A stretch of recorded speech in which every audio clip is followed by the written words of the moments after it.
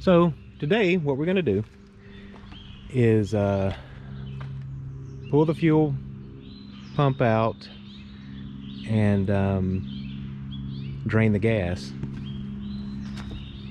and put the new fuel pump in. Cool thing about these old Subarus, this is where the gas pump lives. So 4 Phillips screws, pop the cover off, and you'll have access to the top of the gas tank, and we'll pull that out. So we can get started on that.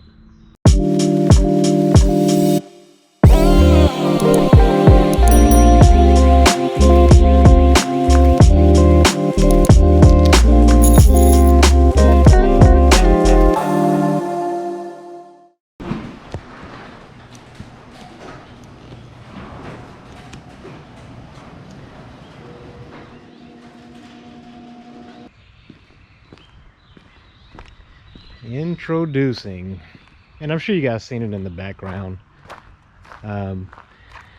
This is Skag number two son. This is his teenage car.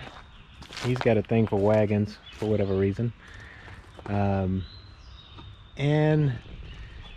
I'm about to start working on it, and it is filthy because it's sitting outside. And I like my shade trees, but shade trees don't play kind to cars, especially over the fall. So I was gonna pressure wash it.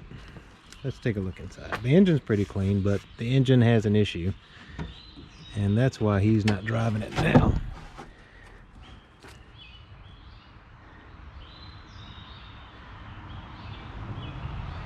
But it's clean, but it has a knock. And if any of you guys are Subaru guys, which, believe it or not, I'm a Subaru person. My first new car that I ever bought was a Subaru. It has a rod knock. And I know Skag's garage, all things mechanical, but I don't feel like splitting no cases and trying to rebuild an engine. So I'm going to get a new, to me, but used JDM engine, and we're going to do a replacement on that. And even though he doesn't care, but I do, I think we're going to lower the stance on that just a bit, and maybe not go with too expensive of a wheel, but maybe a nice factory wheel, something better than the steel wheels. And the interior itself is actually pretty clean.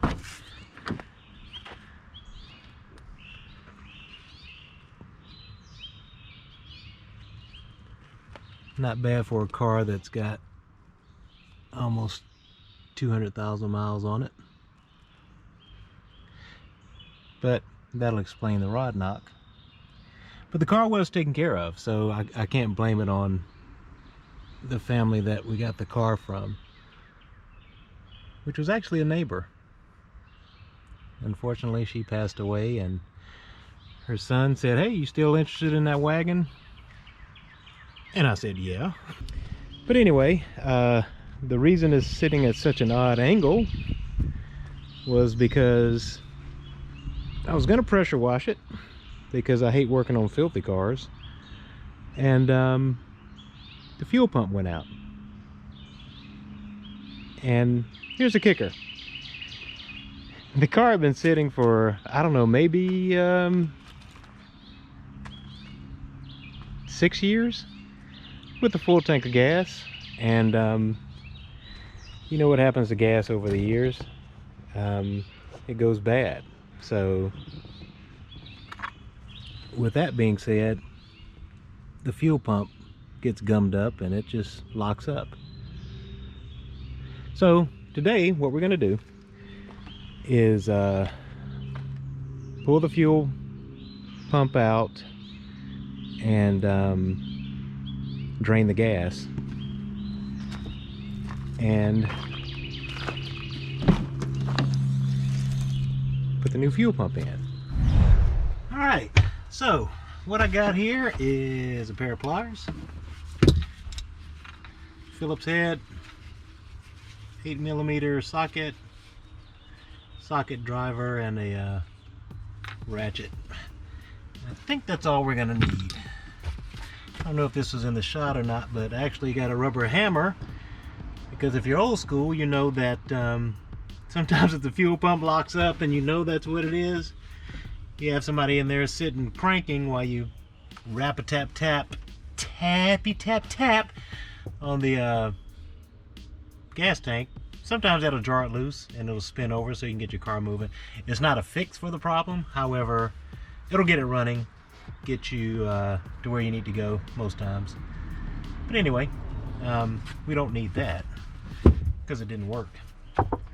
So we'll get this cover off and get started.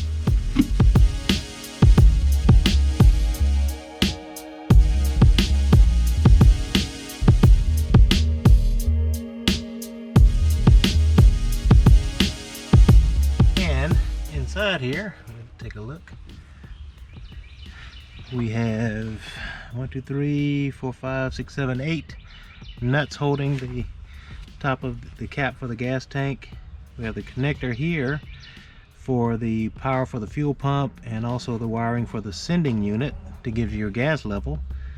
We have your fuel return and fuel supply line and a vent for the gas tank. So we're going to get that pulled off. Okay, we're going to get these off. The nuts holding the cap on, and they aren't too tight. They should just be hand tight.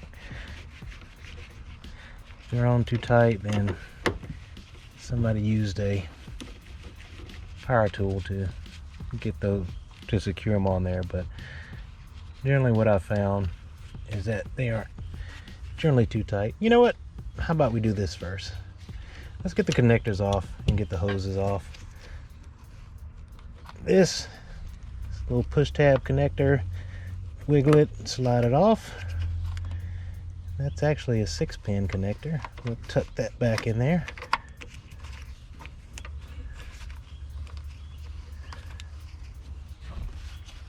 This vent line here,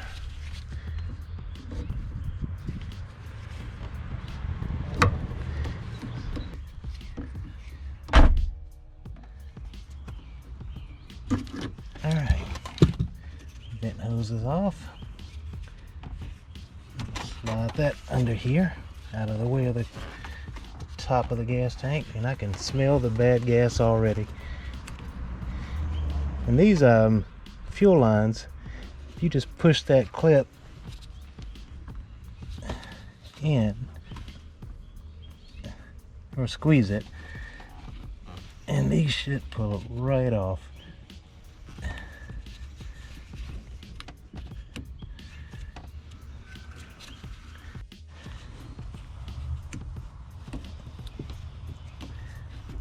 Let's see. Yep, there's one line here. I don't know if you can see it.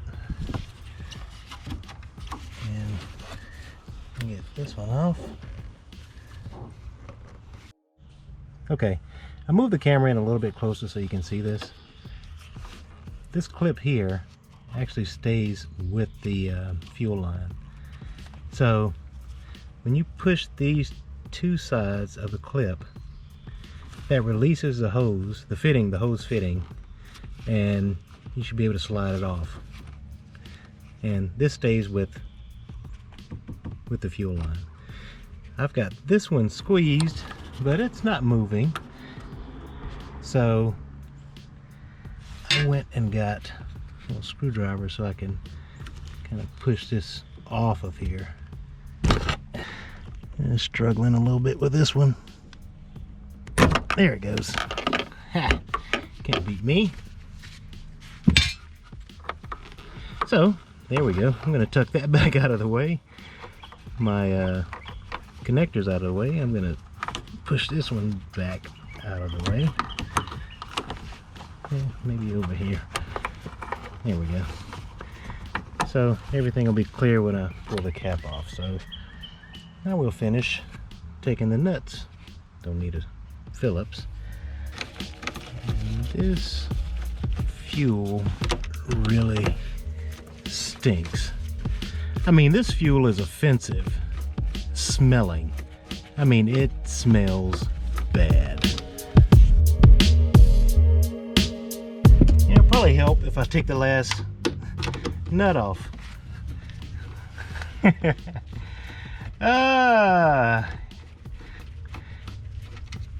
Let ye without mistakes cast the first stone, Philistines.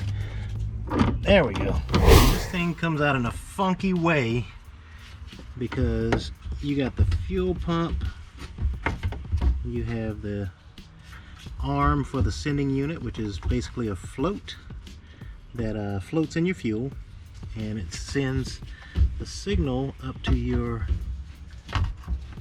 fuel gauge to let you know how much gas you got.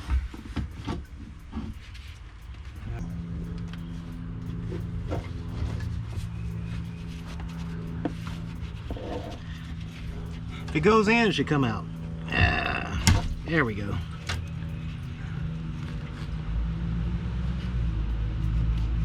That's it. And it's got some rust on it, which is letting us know we have water in the fuel.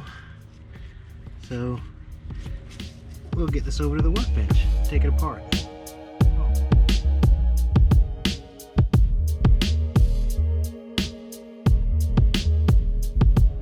That's it. It's nasty. Never let your car sit with gas in it for too long.